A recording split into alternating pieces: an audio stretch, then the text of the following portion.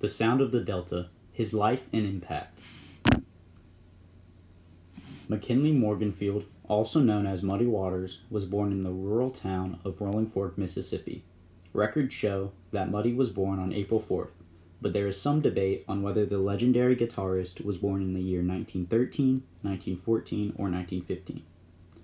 Morganfield's father was a sharecropper, but he was mainly raised by his grandmother, who nicknamed him Muddy due to the young star's love of playing in the Mississippi mud.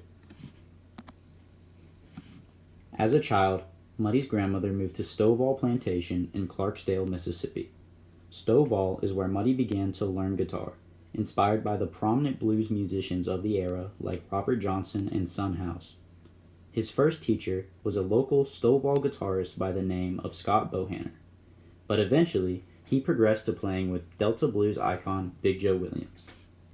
Even after performing with his first string band, the Sun Sims 4, Muddy still worked as a sharecropper on the plantation, where he drove the tractor.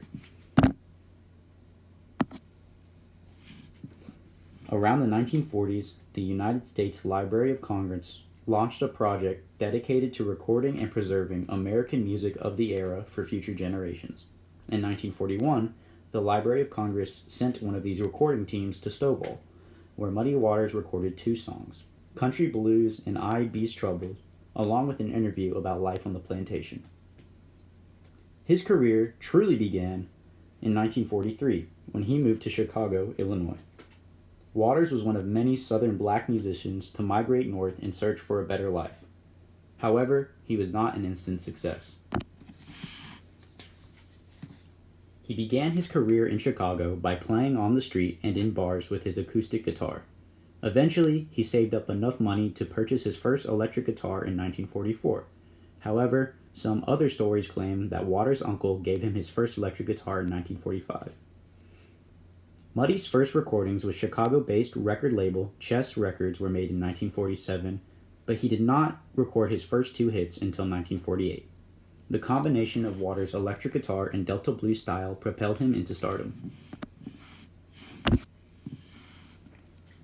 Waters eventually formed the Muddy Waters Blues Band around 1950 with talented musicians like harmonica player Little Walter, pianist Otis Spann, and guitarist Jimmy Rogers.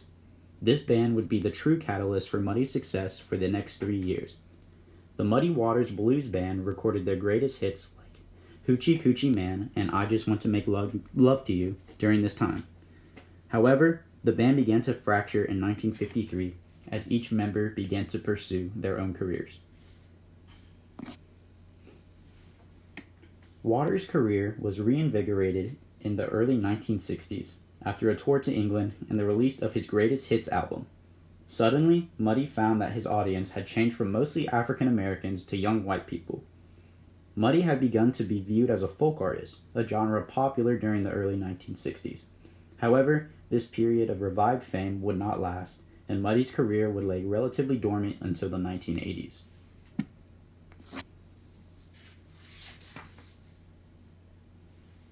After a time out of the spotlight, eventually he was signed by Blue Sky Records in 1981 and released his latest album, Hard Again. For the next couple of years, Muddy continued to perform domestically and internationally, and released his final album, King Bee, in 1982. The world lost a legendary musician to a heart attack on April 30th, 1983, when Muddy Waters died in his sleep. Muddy Waters' impact. Muddy Waters' impact on music and culture could not be emphasized enough. His work inspired some of the most iconic rock bands of all time, like the Rolling Stones and Led Zeppelin. He is credited with laying the foundation for rock and roll with his electric guitar. Prior to Waters, most form of early rock was played on an acoustic guitar. It was only after the success of the Muddy Waters Blues Band was the electric guitar introduced as a staple of the genre. His work with Chess Records defined an era of blues, and he is often credited as the father of the Chicago blues. Waters' music would inspire the guitarist Brian Jones, who would go on to found the band The Rolling Stones, named after one of Waters' famous singles, Like a Rolling Stone. In fact, Like a Rolling Stone also inspired Bob Dylan's version of the song, as well as the name of the popular music magazine The Rolling Stone. Another one of Muddy's most famous singles, Mannish Boy, also served as the instrumental for the now iconic George Thorogood, Bad to the Bone. To honor such an icon, Sony Picture and TriStar released the film Cadillac Records in 2008 to tell the story of Muddy Waters.